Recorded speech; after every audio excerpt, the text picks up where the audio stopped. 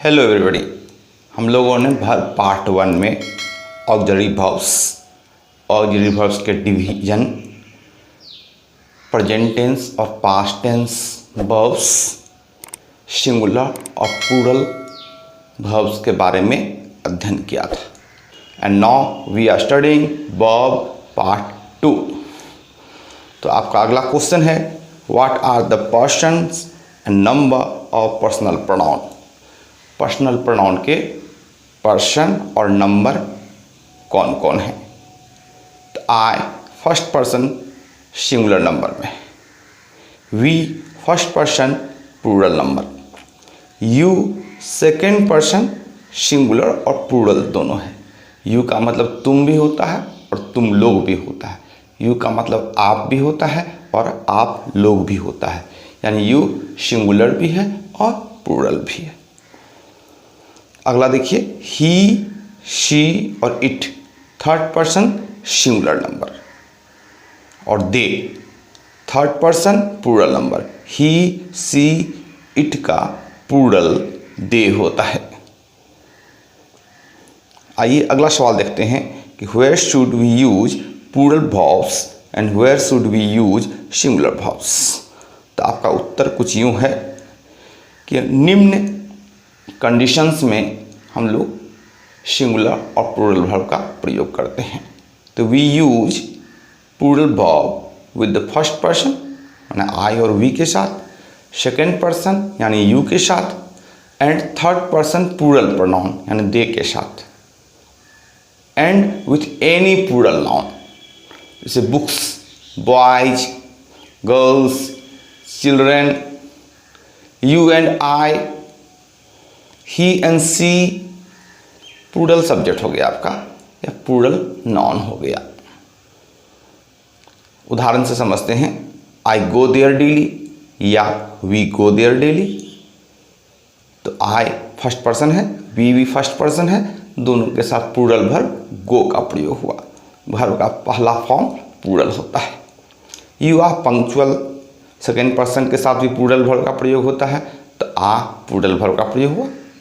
You sing well, you second person pronoun है, you के साथ प्लूरल वर्ब सिंग का प्रयोग हुआ।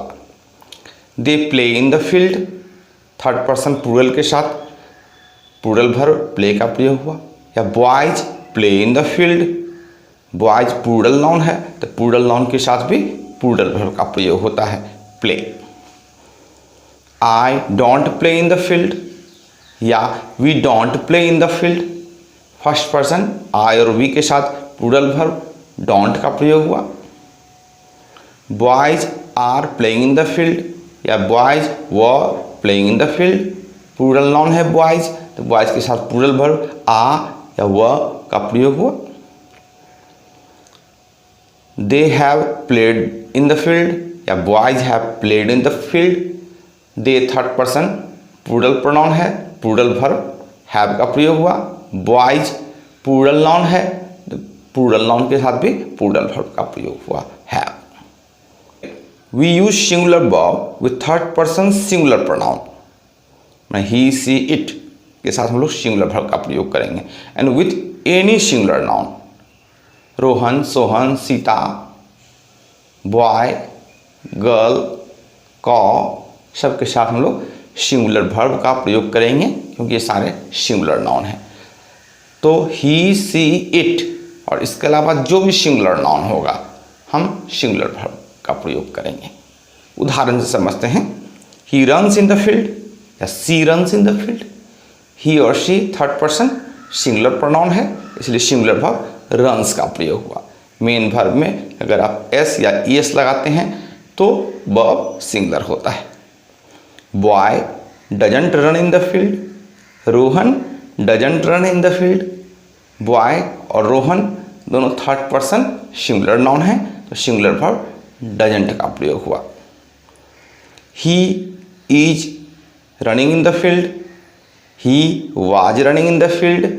सी is running in the field, she was running in the field. तो he और she third person singular pronoun है इसलिए इनके साथ सिंगुलर वर्ब इज या वाज का प्रयोग हुआ। हेल्पिंग वर्ब में अगर सिंगुलर वर्ब को पकड़ना है तो बहुत आसान है।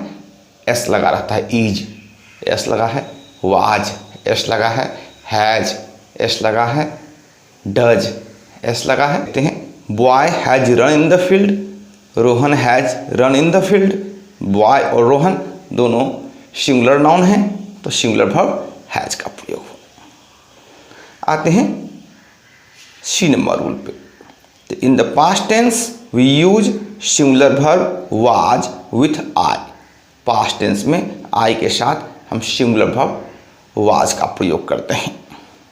अभी तक हम लोगों ने ऊपर पढ़ा था कि फर्स्ट पर्सन यानी आई के साथ हम लोग प्लूरल वर्ब का प्रयोग करते हैं। I have, I don't, I go, I have a book, I don't go there. लेकिन पास्ट टेंस में आई के साथ सिंगुलर वर्ब का प्रयोग करते हैं। I was playing in the field.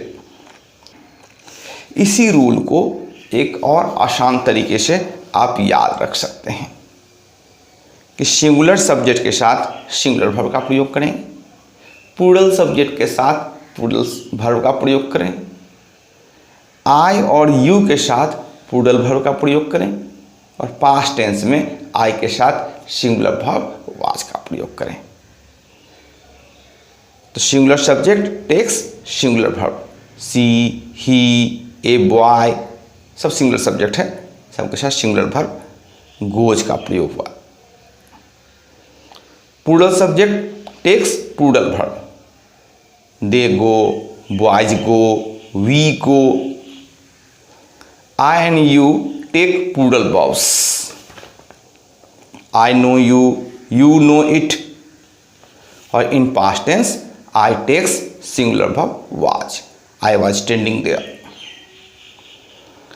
अब अगले सवाल पे आइए कि what is the combination of auxiliary verb and main verb. तो ऑक्सिलरी वर्ब आप लोगों ने समझ लिया। तो ऑक्सिलरी वर्ब में दो तरह के डिवीजन हैं, हेल्पिंग वर्ब और मॉडल वर्ब। हम लोग हेल्पिंग वर्ब पे कंसंट्रेट करेंगे, में to be verb, to have verb और टू डू वर्ब, यानी 11 हेल्पिंग वर्ब्स। अब इन 11 हेल्पिंग वर्ब्स के साथ मेन वर्ब्स का कॉम्बिनेशन कैसे कैसे होता है। तो अब समझिए इसको एक एक करके कि टू बी वर्ब्स यानी कि is, am, are, was, were का कॉम्बिनेशन कहाँ कहाँ होता है, कुछ रूल्स हम लोग सीखेंगे अभी। तो टू बी वर्ब्स के साथ आप वर्ब का, मेन वर्ब का चौथा फॉर्म लाते हैं कंटिन्यूअस टेंस बनाने के लिए, प्रेजेंट कंटिन्यूअस या past continuous.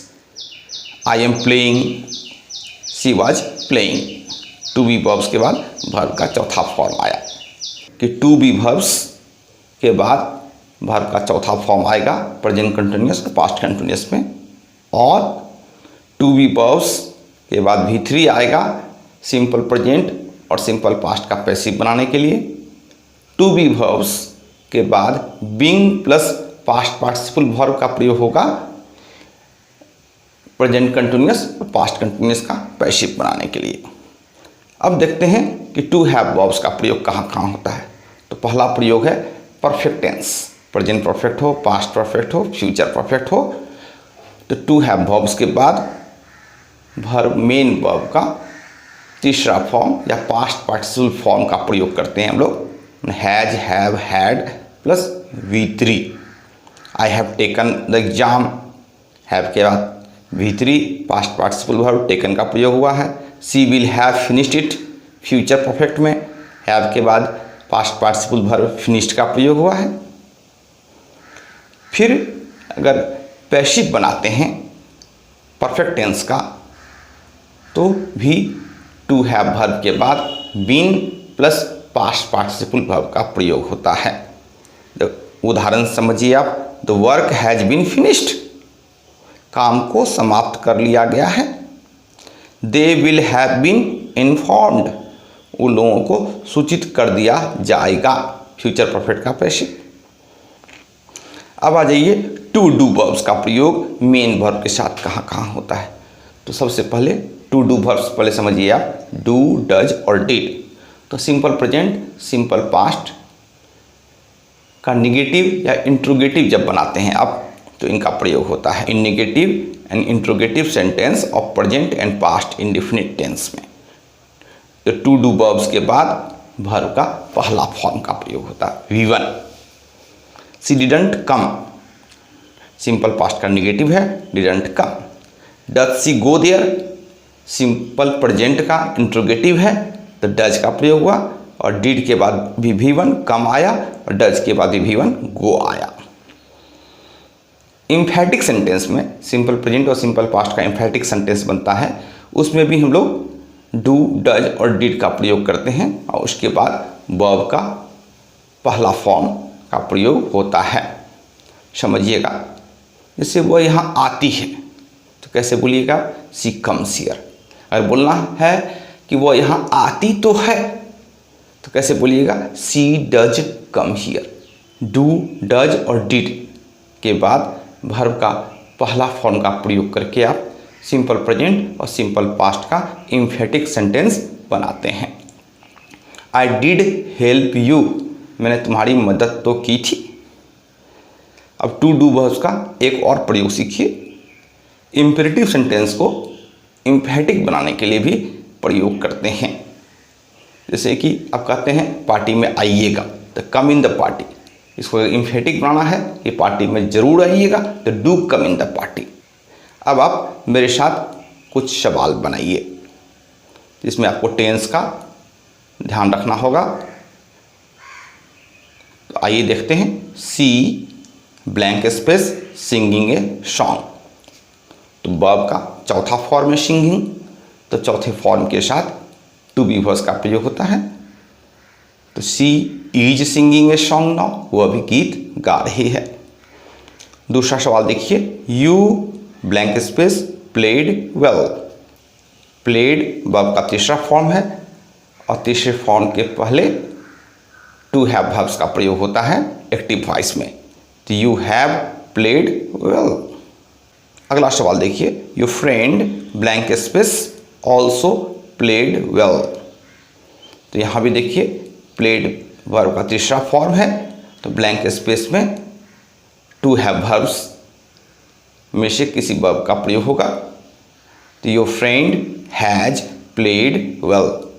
Friend singular subject है तो सिंगुलर सब्जेक्ट के साथ सिंगुलर वर्ब का प्रयोग करेंगे, हैज। अगला उदाहरण देखते हैं, some women blank space gossiping there. Gossiping verb का चौथा फॉर्म है और वाक्य एक्टिव में है तो टू बी वर्ब्स का प्रयोग होगा। तो some women are gossiping there या वर गॉसिपिंग देयर। अगले सवाल पे आते हैं, she and he blank space singing together now. Subject आपका प्लूरल है, शी एंड ही, तो प्लूरल वर्ब का प्रयोग होगा। पहला पॉइंट ये याद रखिए। फिर सिंगिंग वर्ब का चौथा फॉर्म है यानी कि टू बी वर्ब्स का प्रयोग होगा। टू बी वर्ब्स के साथ ही वर्ब के चौथे फॉर्म का प्रयोग होता है। तो she and he are singing together. तो देखते हैं, she blank space not come here daily. Daily से हैबिट का बोध होता है, तो हैबिट या रूटीन दिखाने के लिए सिंपल प्रेजेंट का प्रयोग करते हैं। तो सिंपल प्रेजेंट में सी के साथ निगेटिव अगर वाक्य बनाते हैं तो डज का प्रयोग होता है, she doesn't come here daily. अगले सवाल की तरफ देखते हैं, the stars blank space not shine during the day.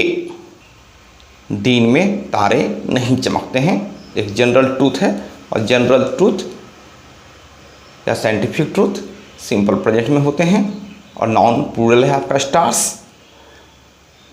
और वाक्य निगेटिव है तो सिंपल प्रेजेंट का निगेटिव डू नॉट या डज नॉट करके बनाते हैं। तो stars do not shine during the day. अगले सवाल को देखते हैं, I blank space not know how to speak Sanskrit. मैं संस्कृत बोलना नहीं जानता हूँ, तो उसका हैबिट है, तो I do not know how to speak Sanskrit. हम लोग सिंगुलर और प्लूरल वर्ब या पास्ट टेंस या प्रेजेंट टेंस वर्ब मतलब ऑक्सिलरी वर्ब और मेन वर्ब के कॉम्बिनेशन पे और भी सवाल बनाएंगे। Till then you keep watching all my videos. If you have any problem regarding English language, feel free to ask me. I have given my WhatsApp number. Goodbye.